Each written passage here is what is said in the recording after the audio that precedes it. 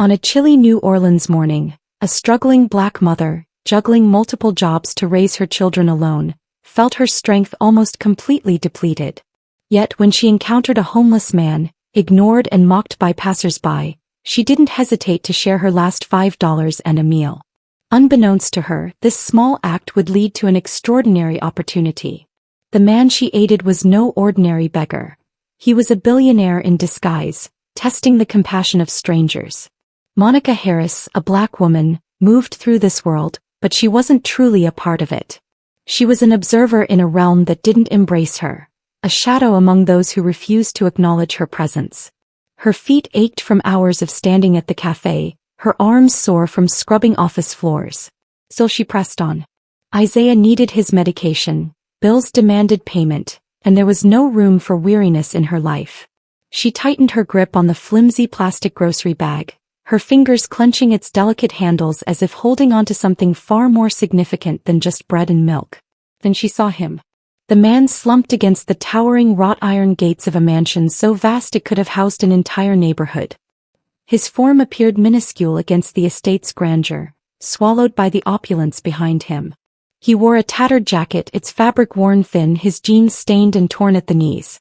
His shoes, if they could still be called that, were disintegrating, the soles barely attached, the laces long gone. Beside him, a piece of battered cardboard leaned against the gate, its jagged edges curled with age. The words scrawled across it in shaky, uneven strokes read, "I need help." Monica slowed to a halt. She had witnessed homelessness before. Men and women tucked away in forgotten alleyways, their backs hunched against the cold, their eyes downcast to avoid the stares of those passing by. She understood how the world treated them. She had experienced it herself in the wary glances, the subtle shifts in body language when people saw her counting change in the grocery line. But this was different. This was worse. She wasn't the only one who had noticed him. A well-dressed man in a navy blue suit strode past, his polished leather shoes clicking on the pavement. He barely spared the beggar a glance before sneering in disgust, his face contorting as if the very sight of the man had left a foul taste in his mouth. He scoffed under his breath, muttering, "Disgusting. Get a damn job," before walking away. Monica felt her stomach clench. A couple in their 50s, a woman with a pearl necklace and a man whose tie was knotted too tightly, paused a few feet away. They stared, but not with pity. "They're everywhere now," the woman remarked, clicking her tongue. "Ever since they started letting them sleep near the quarter," her husband replied. "You give them a dime and suddenly they think they belong here." Monica's nails dug into her palm. Then came the worst of it.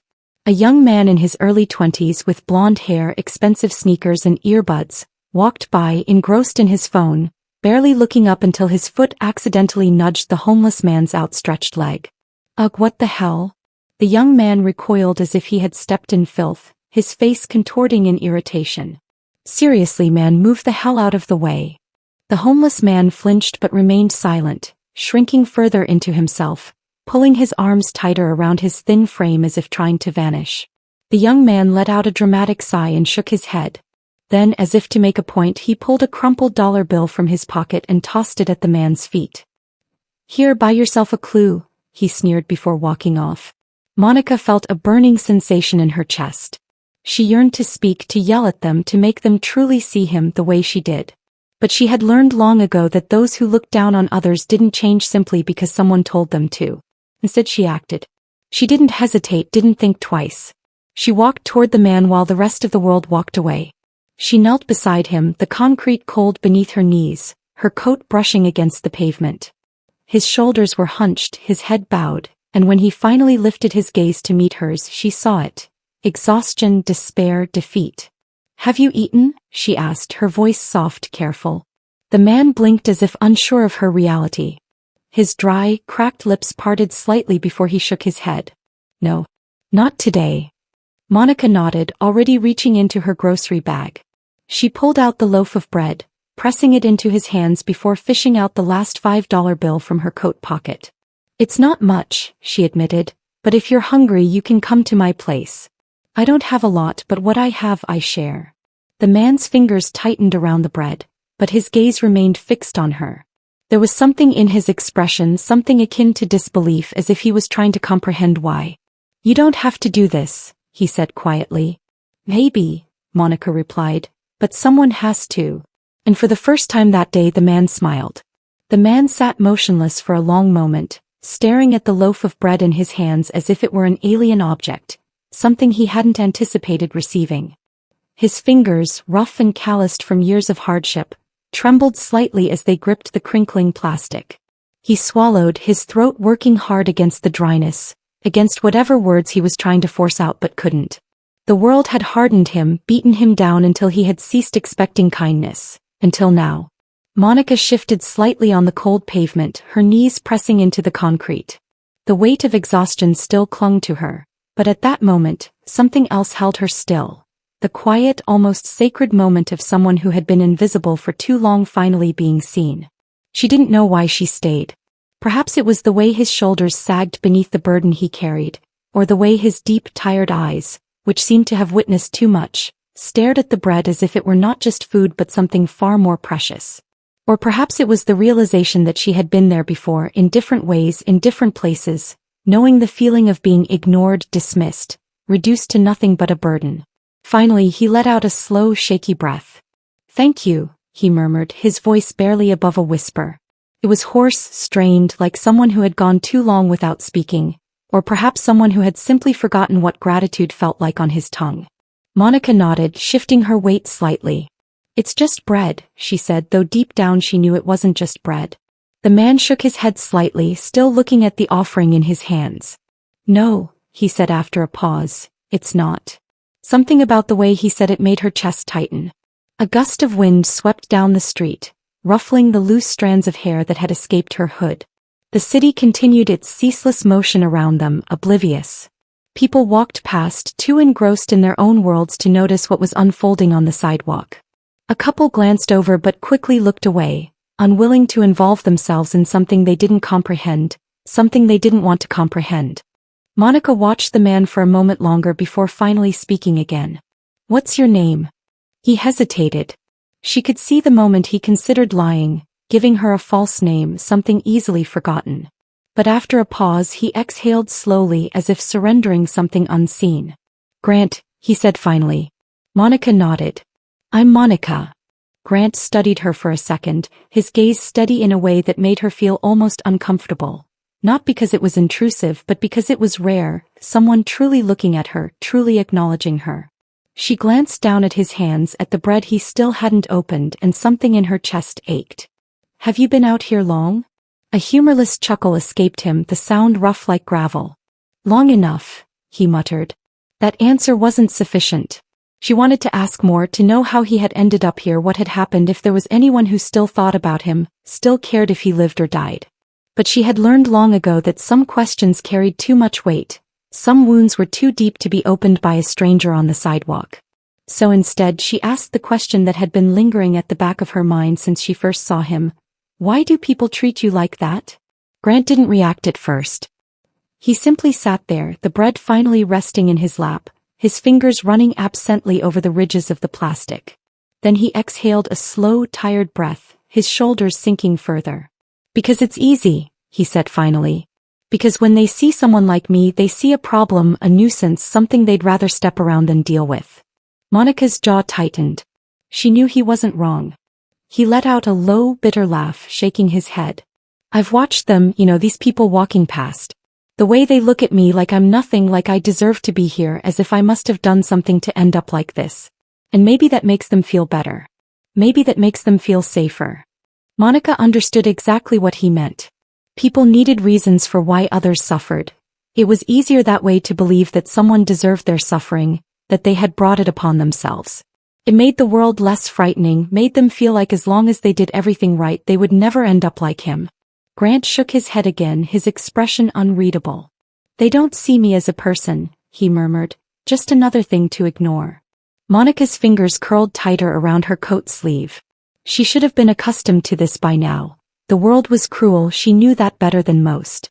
But that didn't make it right. "You're wrong," she said after a pause. Grant glanced at her, his brow furrowing slightly. Monica met his gaze, unwavering. "I see you." And she did. Not just a man in tattered clothes, not just a beggar on the street, but a person, a man with a story, A man who once had a name that carried weight, who had dreams before life took them away. Grant held her gaze for a long moment, something flickering behind his eyes. Something uncertain, something almost hopeful, though he didn't seem ready to believe it yet. Monica glanced at the plastic bag in her lap, then back at him. Are you going to eat that or just stare at it all day? The corner of his mouth lifted in the smallest of smirks. It wasn't much, but it was something. Finally, Grant tore open the bread, breaking off a piece and bringing it to his mouth. Monica exhaled a breath she hadn't realized she was holding. The world continued to move around them. Cars passed, people walked by, conversations hummed in the background. But for just a moment in the midst of it all there was stillness. And for the first time in a long time, Grant wasn't invisible. The wind had picked up slightly, carrying the distant hum of city life, the rhythmic honking of impatient drivers, the muffled laughter of pedestrians wrapped in scarves and thick coats, the occasional clatter of a delivery truck bouncing over uneven pavement. But here, on this cold stretch of sidewalk between towering mansions and iron gates, there was only stillness. Monica shifted slightly, hugging her arms around herself for warmth. The cold was creeping in, seeping through her coat, but she barely noticed. Her mind was too full. Grant had barely touched the $5 bill she'd given him. He held it in his palm, his thumb absently running over its worn edges, as if its weight was heavier than it should have been. He didn't pocket it, he just sat there staring at it like it was something foreign, something he wasn't sure belonged to him. Monica let out a slow breath, watching it cloud in the crisp morning air. I get it, you know, she said finally. Grant looked up at her, his dark eyes searching, cautious. Get what? She hesitated, then shrugged. Being stuck. Grant studied her for a moment before glancing away. He leaned back against the iron gate, exhaling deeply. Yeah. Monica nodded, gripping the sleeves of her coat a little tighter. My husband died 2 years ago. Heart attack. No warning, no signs. 1 minute he was there and the next he wasn't. She swallowed hard, staring down at her lap. I thought we'd have more time. We always think we have more time. Grant was quiet. Monica let out a bitter chuckle, shaking her head. We weren't rich, but we got by. He worked construction, I worked whatever job I could find. After he died, it all just collapsed. There was no backup plan, no safety net. Just me trying to hold everything together. She exhaled sharply, as if saying it aloud made it heavier. I've got 2 kids. One of them, Isaiah, he's 6. He just got admitted to the hospital this week. Pneumonia. Bad enough that they want to keep him there, but... She trailed off, her voice growing tight. They won't if I can't pay. Grant turned his gaze toward her, the sharpness in his eyes softening. Monica forced a weak smile. 3 jobs. That's what it takes to keep a roof over our heads, food on the table, and even that's not enough. Grant exhaled slowly, shaking his head. And people think poverty is a choice. Monica laughed, but there was no humor in it. Yeah, they love that one. The wind blew again, rattling the iron gates behind them. Monica could feel the weight of Grant's stare, as if he was seeing something in her that she had tried so hard to keep hidden. You still keep going, he said finally. Monica glanced at him. What else am I supposed to do? Grant tilted his head slightly, considering her. Then he let out a small breath and sat up straighter, rolling his shoulders like he was shaking off something unseen. His fingers tightened around the $5 bill before he slowly folded it and slipped it into his pocket. I have money, he said. Monica blinked, confused. She let out a short, dry chuckle. What? Grant exhaled as if bracing himself. He looked at her then, fully, his dark eyes steady, unblinking. I'm not homeless, he said. Not really. Monica's stomach tightened. Grant straightened, his hands resting on his knees. My name is Grant Kensington, he said, his voice even, deliberate. I own one of the largest private investment firms in this city. He gestured toward the mansion behind them, the very one they were sitting in front of. This house. It's mine. Silence for a moment. Monica could do nothing but stare. The words didn't make sense. She let out a breathless laugh. You're joking. Grant didn't smile. I'm not. Monica's pulse pounded in her ears. She looked at him again, truly looked at him, and suddenly the details that had seemed out of place before began to align. The way his voice carried authority even in its softness, the way his posture held a quiet confidence, the way he had spoken about the world with the kind of knowing that only came from someone who had experienced both sides of it. She shook her head. No, this doesn't make sense. Grant reached into the tattered jacket he was wearing and pulled something out, a sleek black leather wallet. He flipped it open and inside, neatly tucked in one of the compartments, was an ID, Grant Kensington CO. Monica's stomach dropped. She looked up at him again, her mind racing, trying to piece it all together, to make sense of the absurdity of it. Why, she breathed. Why the hell are you sitting out here like this? Grant's expression remained calm, but there was something in his eyes, something deeper, something raw. I wanted to see, he said. I wanted to know what it felt like to be ignored, to be looked at like you don't belong. He let out a slow breath. I wanted to know how many people would walk by. Monica couldn't find her voice. She thought about the people she had watched earlier. The sneer, the disgust, the indifference. She had seen it all before, but never like this, never so plainly, so undeniably. Her hands curled into fists in her lap. And what? She asked, her voice quieter now, sharper. You're playing some kind of social experiment, seeing how the other side lives. Grant shook his head. No, he said. I'm trying to understand. Monica exhaled, shaking her head, still trying to process it all. And what did you learn? Grant held her gaze. That people like you are rare. Monica swallowed hard. The weight of the moment pressed down on her, too vast to grasp all at once.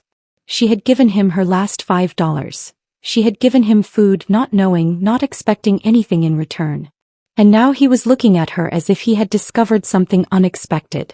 Monica looked away, her throat tight. So what now? Grant was quiet for a moment. Then he said, How I help you? She snapped her gaze back to him. Grant pulled his wallet out again, but this time he didn't just flash his ID. He pulled out a sleek black credit card and held it out to her. This will cover Isaiah's medical bills, he said, every last cent. Monica's breath caught. She stared at the card, at the sheer impossibility of it. You don't even know me. Grant smiled, a real smile, warm and sure. You didn't know me either, he said, but you still gave me everything you had. Monica felt something crack in her chest, something that had been held together by sheer will for so long. Tears burned behind her eyes, but she blinked them back. She reached out, her fingers brushing against the edge of the card, and for the first time in years, hope didn't feel like a distant concept. It felt real. Monica's fingers trembled as they hovered over the sleek black card, her pulse a rapid, uneven rhythm in her ears. The weight of everything pressed down on her at once. Isaiah's fragile body hooked up to machines, the hospital bills stacking higher than she could ever climb, the suffocating exhaustion of working 3 jobs just to scrape by. And now here it was, the solution to everything, held between the fingers of a man who just minutes ago had been another forgotten figure on the street. Her breath was shallow, she couldn't move, couldn't speak. Grant didn't waver. He sat there, his gaze steady, calm but firm, as if he had already decided this was happening and was just waiting for her to catch up. You don't have to do this, Monica whispered, the words barely escaping her lips. Grant exhaled through his nose, shaking his head slightly. Yes, I do. His voice was quiet but certain, as if the realization had settled into him just as deeply as it settled into her. Because I can, and because you deserve it. The world felt too still, as if the air had been sucked out of it, as if time had stopped and left only the two of them sitting on that cold pavement between 2 vastly different lives.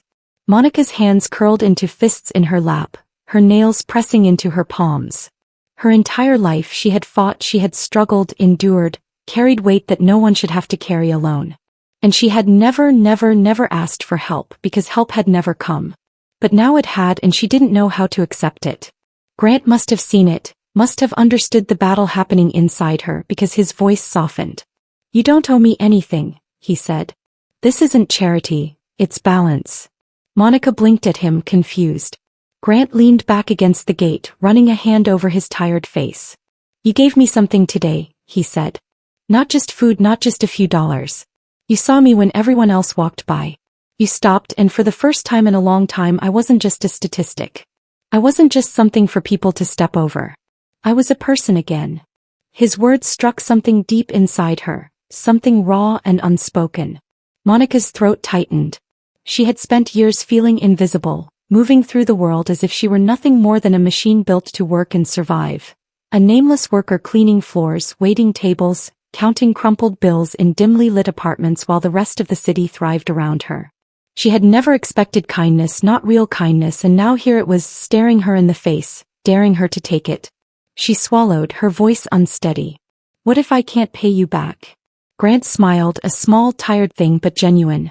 Then don't, he shrugged. Or do in whatever way you can. Help someone else. Change someone's life the way you just changed mine. He exhaled, glancing down at his hands. You already did more for me than you realize. Monica let out a shaky breath, her fingers finally closing around the card, pressing it against her palm as if testing its reality. It was real. This was real. Her eyes burned, but she refused to let the tears fall. She met Grant's gaze, searching for hesitation, for doubt, for any sign that this was a mistake, that he would regret this the second she walked away. But there was nothing, just quiet certainty. She nodded once, sharp and quick, like a decision being made in real time. Okay, she said, her voice barely above a whisper. Grant's expression softened, as if he had been waiting for that moment. Monica stood slowly, her legs stiff from sitting on the cold pavement, her body still processing the weight of what had just happened. She clutched the card in her hand, tightening her fingers around it as if it might disappear. Grant rose too, brushing dust from his worn-out jeans, his tattered disguise now feeling strange, out of place. He was still in it, but he no longer looked the part, not to her. Monica hesitated, shifting on her feet, unsure of what to say, unsure of how to comprehend this, how to thank someone for changing your life in a matter of minutes. So she just said, "You sure about this?" Grant let out a soft chuckle, shaking his head as he shoved his hands into the pockets of his ragged jacket. "No," he admitted, "but I'm doing it anyway." Monica exhaled sharply through her nose, something like a laugh escaping before she could stop it. It was the first time she had laughed in weeks. She nodded, adjusting the strap of her grocery bag on her shoulder. Then after a pause she extended her hand. Grant glanced at it, then took it without hesitation. His grip was warm, solid, a handshake that meant something. "Thank you," she said, her voice steady this time. Grant gave a small nod. "Don't waste it." Monica squeezed his hand once before pulling away, turning on her heel and walking away from the mansion, from the cold pavement, from the version of herself that had come here believing that no one in this world cared. She didn't look back because for the first time in a long time she had something to walk toward. The air was warm, carrying the scent of freshly brewed coffee and the distant laughter of children playing in the park. Monica walked with ease now, her steps no longer burdened by exhaustion, no longer dictated by the weight of endless shifts and unpaid bills. Life was different, better. A year had passed, and in that time she had found something she never thought she would again: stability. With Grant's help she had secured a steady job, not one of survival but one where she was valued, where she could breathe. She had moved her boys into a safer neighborhood, a home with space, with warmth, with a future. Isaiah was healthy, running again, laughing again, and for the first time in years she didn't have to wake up dreading the day ahead. And now, standing outside the quiet corner cafe where they had agreed to meet, she saw him again. Grant was waiting at a small table by the window, no longer in the tattered clothes of that cold morning, no longer carrying the weight of his experiment. He looked like himself now, a man in control, composed but somehow lighter than before. When he spotted her he stood, a slow, genuine smile spreading across his face. "You look good," he said as she approached. Monica smirked, settling into the chair across from him. "You look richer." Grant laughed, shaking his head. "I guess some things don't change." A comfortable silence settled between them before he exhaled and leaned forward slightly, his expression turning thoughtful. "I owe you a lesson, you know. You taught me something I didn't expect to learn." Monica raised an eyebrow, waiting. His smile softened.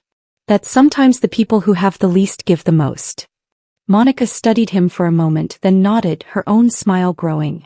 "And I learned something too," she said, "that kindness always finds its way back, sometimes in the most unexpected ways." Grant lifted his coffee cup in a silent toast. Monica mirrored the gesture, and for the first time in her life she wasn't just surviving, she was living. Join us to share meaningful stories by hitting the like and subscribe buttons. Don't forget to turn on the notification bell to start your day with profound lessons and heartfelt empathy.